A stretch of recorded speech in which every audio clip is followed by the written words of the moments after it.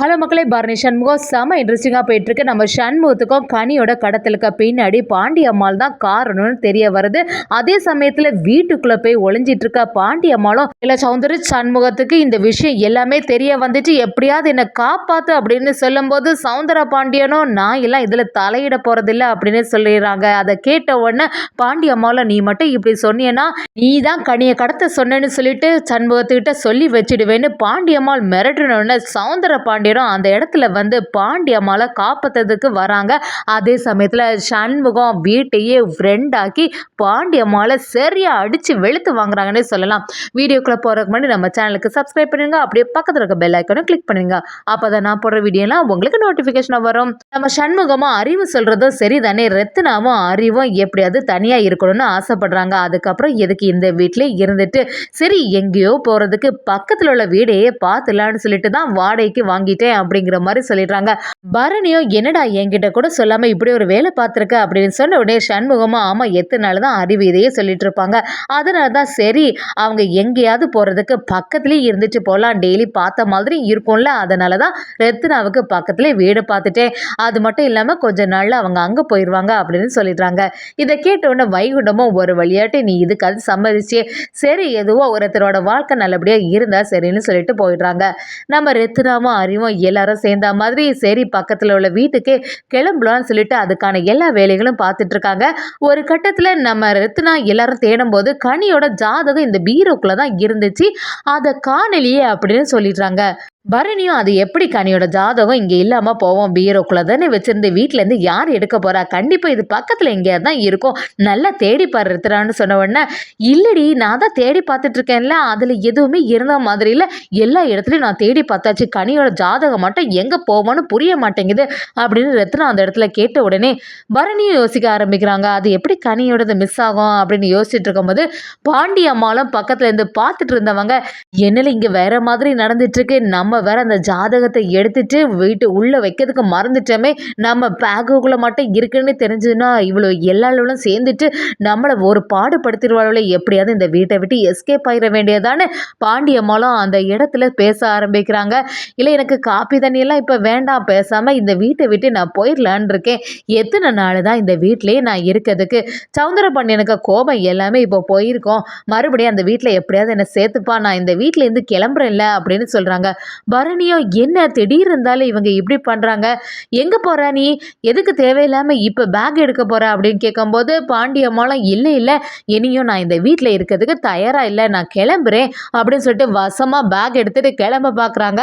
நம்ம ரத்னா எசக்கிக்கெல்லாம் சந்தேகம் வந்துடுது, இவங்க எல்லாம் சரியில்லையே, இருக்க மொழியும் சரியில்லை, என்னவா இருக்கும், அது வேற பேக் அப்படியே தூக்கிட்டு போகிறாங்க அப்படின்னு நினைக்கும் போது ரத்னாவும் நம்ம பரணி கிட்ட எனக்கு ஏதோ இவங்க மேலே தான் சந்தேகமாக இருக்குது, ஒரு சமயம் கனியோட ஜாதகம் இவங்கள்ட்ட தான் இருக்குமோ அப்படின்னு சொன்ன உடனே பரணி கிட்ட போய் இல்லை அவளை விடாத எடி அவளை போய் பிடி அப்படின்னு சொன்ன உடனே பாண்டி அம்மாவில் நம்ம பரணி சரியாக பிடிச்சிடுறாங்க.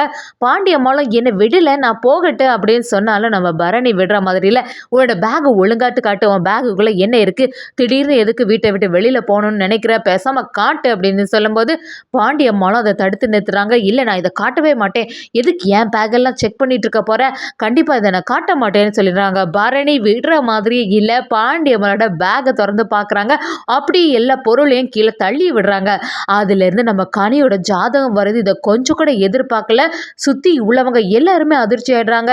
என்னது இது, என்ன செய்து வச்சிருக்க, இது எப்படி உன் பேக்குக்குள்ளே வந்துச்சு, கனியோட ஜாதகத்தை எதுக்கு எடுத்த, அப்போ ஏதோ ஒரு தப்பு பண்ணியிருக்க, அப்போ இந்த கனியை கடத்தினதுக்கு பின்னாடி நீங்கள் தான் இருந்திருக்கீங்களா அப்படின்னு நம்ம பரணி அந்த இடத்துல கேட்கும்போது பாண்டி அம்மாவும் எனக்கும் அதுக்கு எந்த சம்மந்தமும் இல்லை, எதுக்கு என்னை இழுத்து விட பார்க்குறா அப்படின்னு சொல்லும்போது பரணியும் அப்புறம் எதுக்கு நீ கனியோட ஜாதகத்தை எடுத்த, கனியோட ஜாதகம் எப்படி உங்கள் பேக்குள்ளே வந்துச்சு அப்படின்னு கேட்குறாங்க. அதுக்கு அந்த பாண்டி அம்மாவும் எனக்கு எப்படி வந்துச்சுன்னே தெரியல அப்படின்னு சொல்லிட்டு சமாளிக்கும் போது உன்னை பற்றி எல்லாமே எனக்கு நல்லாவே தெரியும்னு சொன்ன உடனே சுற்றி இருந்த வைகுண்டம் அப்படியே பாண்டி அம்மாவில் கழுத்து நெருக்கிறதுக்கே போயிடுறாங்க. எவ்வளோ தைரியம் இருக்கணும், உன்னை எல்லாம் வீட்டுக்குள்ளே விட்டதே பெரிய தப்பு, பாவம் பார்த்து உன்னை வீட்டுக்குள்ளே விட்டோம் பார்த்தியா, அதுக்கு பெரிய வேலை காட்டுச்ச, எனக்கு அப்போவே ஒரு சந்தேகம் வந்துச்சு, நீயும் சவுந்தரபாண்டியனும் சேர்ந்த மாதிரி ஏதாவது பிளான் பண்ணி தான் இந்த வீட்டுக்குள்ளே வந்திருப்பீங்கன்னு அதே மாதிரி கனியவா இப்படி பண்ண பார்த்தா உன்னெல்லாம் சும்மாவே விட மாட்டேன் அப்படின்னு சொல்லிட்டு பாண்டியம்மாளை சரியா பிடிக்க வராங்க. சுற்றி உள்ளவங்க எல்லாருமே அப்படியே பாண்டியம்மாளை அடித்து துரத்த மாதிரி வரும்போது பாண்டியம்மாளும் எப்படியாவது இவங்க கிட்ட இருந்து தப்பிச்சுன்னு சொல்லிட்டு வீட்டுக்குள்ளேயே போய் கதவை பூட்டிடுறாங்க. வெளியில இருந்து எல்லாரும் கதவை தட்டி ஒழுங்கா வெளியில வந்துரு உன்னால சும்மாவே விட மாட்டேன்னு சொல்லும்போது நாங்க வெளியில வந்த மாதிரி இல்லை, இந்த விஷயத்த நம்ம சண்முகத்துக்கு தெரிய வருது. சண்முகமும் அந்த இடத்துல வந்து என்ன தைரியம் இருக்கணும், நான் இருக்கும்போதே என்னோட தங்கச்சிக்கு இப்படி நிலமானவங்கள சும்மாவே விட மாட்டேன்னு நினைச்சேன். இந்த வீட்டுக்குள்ளே இருந்துட்டு எங்க கூட இருந்து இப்படி பழி வாங்கிட்டுல உன்னை எல்லாம் நான் விட போறதே இல்லை அப்படின்னு சொல்லிட்டு கதவை தோற, அப்படி இல்லைன்னா இந்த வீட்டோட சேர்த்து உன்னை எரிச்சிருவேன் பாரு அப்படின்னு பாண்டியம்மாள் கிட்ட சத்தம் போட ஆரம்பிக்கிறாங்க நம்ம சண்முகம். சண்முகம் சும்மாவே விட மாட்டாங்க. இப்ப எல்லாம் கண்ணிக்கு ஒரு ஆபத்து வந்துட்டு அதுவும் இந்த பாண்டியம்மாள் தான் காரணம் தெரிஞ்சா அந்த பாண்டியம்மாளை விட்டு வைப்பாங்களா? அப்படியே அந்த கதவை போட்டு அடிக்க பாக்குறாங்க. என்னதான் நடந்தாலும் பாண்டியம்மாள் திறக்கிற மாதிரியே இல்லை. ஒரு கட்டத்துல நம்ம இதெல்லாம் தெரிஞ்சுக்கிட்ட நம்ம வீரா ரத்னா எல்லாருமே சரி இனிமே இந்த அதிகாரிகள் உதவியோட தான் இந்த கதவை திறக்கணும்னு சொல்லி நம்ம சண்முகமும் சொல்லும்போது அதிகாரிகளும் பெரிய கட்ட மாதிரி எல்லாம் எடுத்துட்டு வந்து அந்த கதவை இடிக்கிறாங்க. உள்ளவே ரொம்பவே பயந்து போன பாண்டியம்மாளும் சவுந்தரபாண்டியனுக்கு ஃபோன் பண்றாங்க.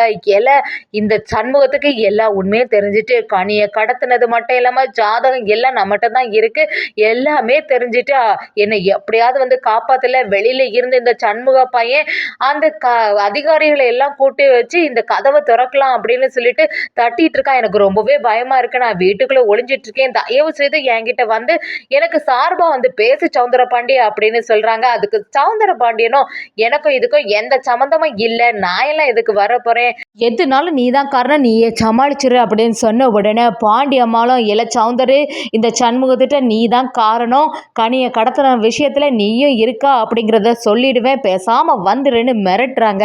சவுந்தரபாண்டியனும் அந்த இடத்துல எப்படியாவது சரி நம்ம மாட்டிக்க கூடாதுன்னு சொல்லிட்டு எப்படியாவது நிறுத்திடலாம்னு சொல்லிட்டு கிளம்பி வராங்கன்னே சொல்லலாம். அதே சமயத்துல நம்ம சண்முகம் விடுற மாதிரி இல்லை, அப்படியே அந்த கதவை தட்டிட்டே இருக்காங்க. எப்படியாவது பாண்டியம்மாள் வெளியில வருவா, உடனே அவளை அடிச்சு துவம்சம் பண்ணிடலாம்னு சொல்லிட்டு எதிர்பார்த்துட்டே இருக்காங்க. ஆனாலும் கதவு திறக்கிற மாதிரி இல்லை. சண்முகம் ஒரு கட்டத்துல வீட்டுக்கு மேலே ஏறி உள்ள போகலான்னு சொல்லிட்டு முடிவு பண்ணிடுறாங்க. அதே மாதிரி ஏற ஆரம்பிக்கிறாங்க. ஆனா நம்ம பரணி எல்லாம் தடுத்து நிறுத்துறாங்க. அதை கேட்கிற மாதிரி இல்லை. சண்முகமும் ஒரு வழியாட்டு கதவும் திறக்கிறாங்க. பாண்டியம்மாளை சரியா வெளுத்து எடுக்கிறாங்க நம்ம சண்முகம். எவ்வளவு தைரியம் இருக்கணும், என்னோட தங்கச்சியை நீ தான் இப்படி பண்ணிருக்கியா, நான் கொஞ்சம் கூட எதிர்பார்க்கல, உன்னெல்லாம் அடிச்சே சாவடிச்சிருவேன் பாரு அப்படி சொல்லிட்டு பாண்டியம்மாளை சரியா வெளுத்து எடுக்கிறாங்க. கரெக்டான சமயத்துல சவுந்தரபாண்டியன் அந்த இடத்துல வராங்க.